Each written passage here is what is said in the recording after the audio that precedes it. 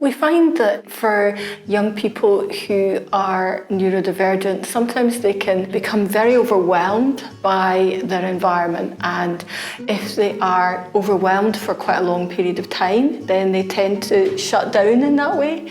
It's almost a sort of self-preservation thing to help them to cope in a situation. So it's similar to us if we are maybe working on a big project and we work really hard for a period of time and then we just crash and kind of have that kind of burnout type experience. So that's similar. The young person has done something hard that's quite overwhelming and then they just kind of crash and shut down.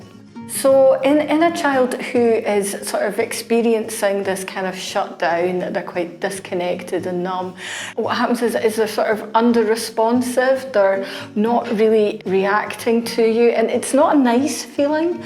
In a child who is sort of playing quietly, quite relaxed, you'll see their facial features are quite calm, whereas somebody who is numb and shut down, you can see a level of distress in their facial features, and you can tell that they're not in a comfortable state. We know that when a child enters a shutdown state, what they actually need is stimulation to help them to get out of that state. Leaving them on their own isn't going to help, they're probably just going to remain in that shutdown state. So we're looking to kind of stimulate the child. And some of the things you can do as parents is you can introduce things that are quite fun and stimulating. So for example, fun music that they will like. You can introduce kind of cold water, that's quite alerting.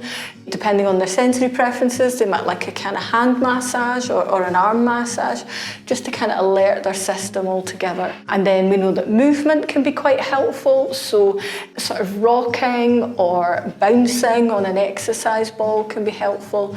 And also some children like to do a kind of push and pull type movement, so rowboat type games can be quite fun. But what you're looking to do is to stimulate your child to help them to come out of this shutdown state and re-engage.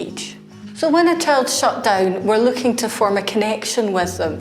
We don't want to overload them with demands and requests, but we want to offer them some fun engagement, and whether that is singing to them and then with them, or just kind of reassuring them that it's okay, I'm here for you.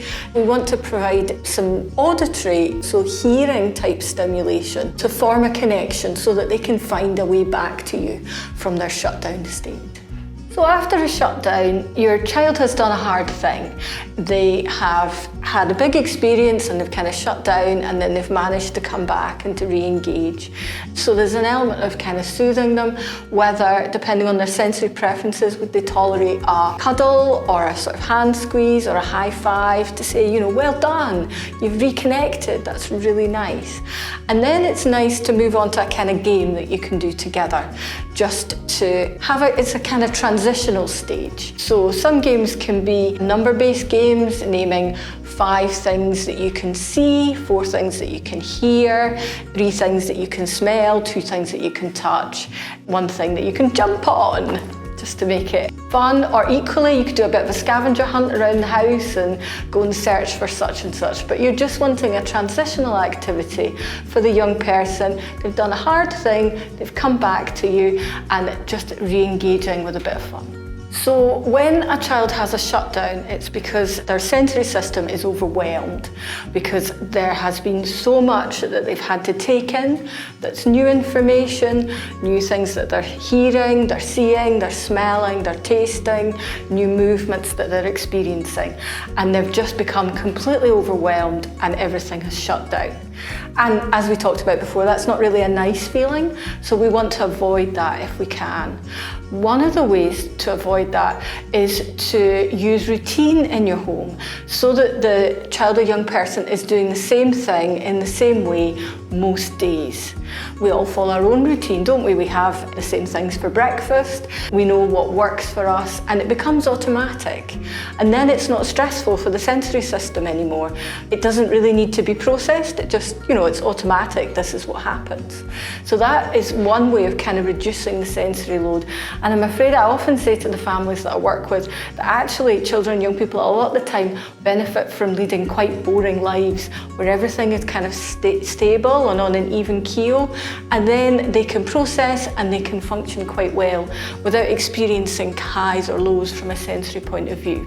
But sometimes we all need to do fun, big things like birthdays, family events, etc. And my suggestion around that is just trying to do a bit of planning so that you can reduce the sensory load for a young person. So if they know where they're going to, maybe you can show them a picture. Most venues are available on the internet so that you can see a picture in advance.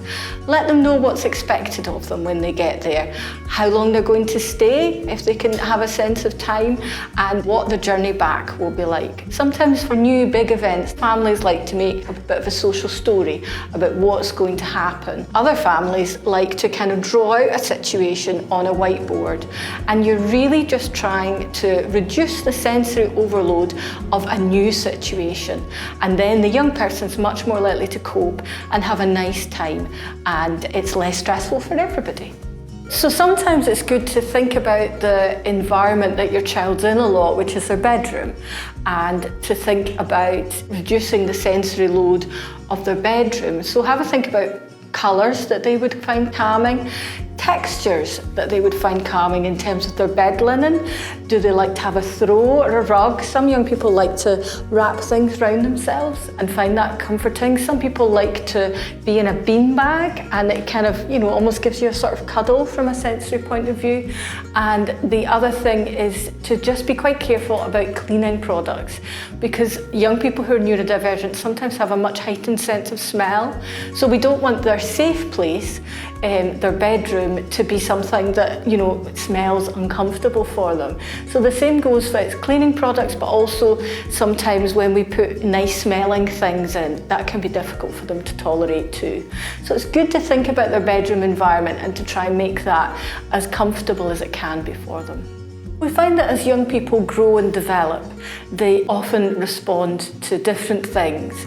So sometimes we have to go back to the drawing board with our strategies, and the things that previously worked don't work as well anymore, and we have to find new strategies for our child who's in a different developmental place. And that involves a bit of thinking and a bit of detective work, but also the Parent Club resource has lots of different resources. So you can approach it with fresh eyes and think about how your child might engage and what might work for them now they're at a different developmental stage. For more information, please go to parentclub.scot.